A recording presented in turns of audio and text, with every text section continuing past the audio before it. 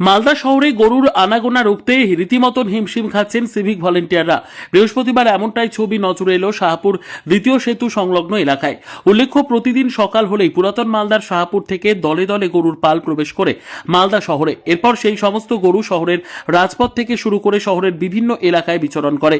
এতে শহরের বিভিন্ন রাস্তায় যান চলাচলে বিঘ্ন ঘটে, সমস্যায় পড়েন পথচারীরা। এই পরিস্থিতিতে জেলা প্রশাসনের পক্ষ থেকে মাইকিং করে গরুর মালিকদের সচেতন করা হয়। সেই সঙ্গে পুরাতন মালদার শাহপুর থেকে মালদা শহরে গরুর আনাগোনা রুখতে শাহপুর ব্রিজে মোতায়েন করা হয় একাধিক সিভিক ভলেন্টিয়ার।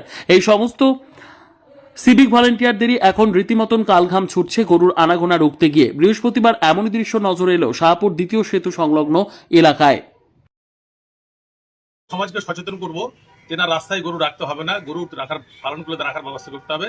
সাথে সাথে যারা শহরের অধিবাসী তাদেরও মাথায় রাখতে হবে, যদি গরুকে আমরা এইভাবে খাবার দিই তাহলে গরু কিন্তু দৌড়ে ছুটে আসবে। প্রশাসন চেষ্টা করছে, ভালো কথা, চেষ্টা করা উচিত, আমরাও তার সাথে সহযোগিতা করব। আমরা জাদু সভার পক্ষ থেকে যারা গো পালন করে তাদেরকে আমরা সচেতন করব। এতে গরুরও ক্ষতি হচ্ছে, আর যারা চলার তাদেরও ক্ষতি হচ্ছে। গরু অ্যাক্সিডেন্ট হচ্ছে, আবার মানুষের অ্যাক্সিডেন্ট হচ্ছে, আবার গরু প্লাস্টিক খেয়ে আবার তারা অসুস্থ হয়ে পড়ছে। তো সব দিক দিয়ে আমরা যেটা ভাবছি যে গরুকে আমরা সুস্থ রাখবো, সেটা আমাদের অসুবিধা হচ্ছে। তার জন্য আমরা যাদব সভার পক্ষ থেকে যাতে করে রাস্তায় গরু না রাখে তার জন্য আমরা আমাদের গোপালকদের সচেতন করব।